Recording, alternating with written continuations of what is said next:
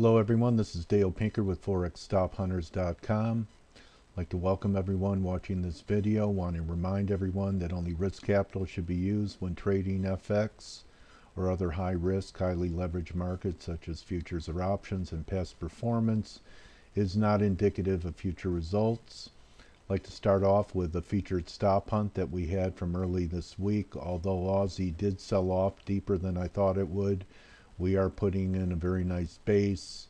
The stop hunts that I had described previously, I thought that we would take out these stops over the 101.50 level. I still think there's potential for this to happen again over the 101.99 level, and eventually on your daily charts, the high of the move at 102.55 in Elliott wave terms. This is a triangle, which implies one more thrust to the upside that should be terminal. So best guess is anywhere from 20 to 50 pips above this high will definitely be the zone to be taking profits if you're going to exploit the stop hunt, and maybe a time to consider going the other way.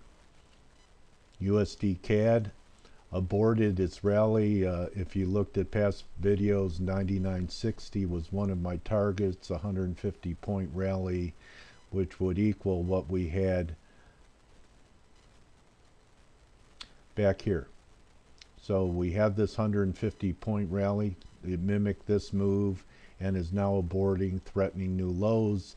The caveat being that although we're making new lows, RSI is not going to confirm it, so there still could be a buy setting up there.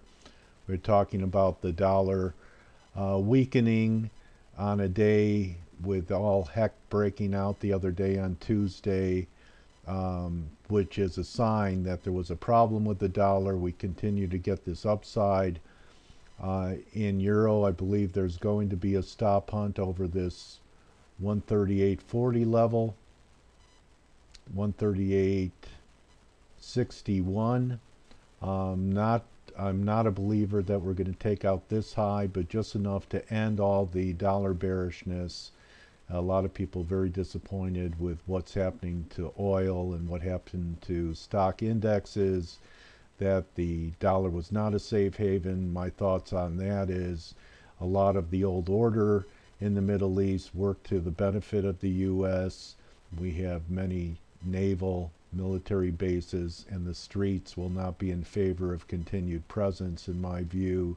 So the dollar did not get the flight to quality, flight to safety, as well as talk about tighter rates happening in the Eurozone before the US. If they were to do that, that would be a buy the rumor, sell the fact for me.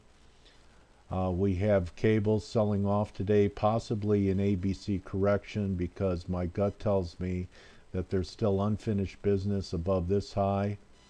Lots of stops. People that are bearish cable have their stops over 62.77, and again have their stops over 62.98. So although we're lower on the week, I still believe there is potential to take out the most stubborn bears over this 163 level before a more significant top develops.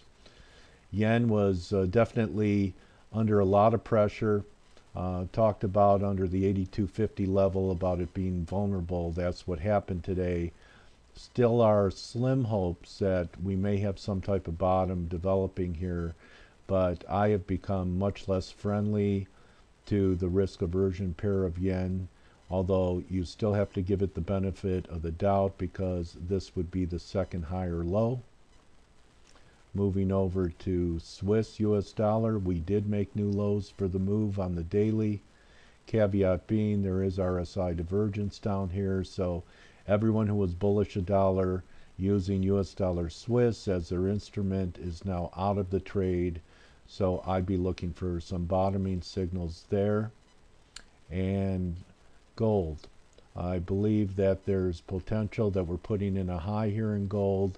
I'm assuming that these highs at 1431 will hold. I tried a low short side scalp, made some money today, so I am looking for reasons to short gold.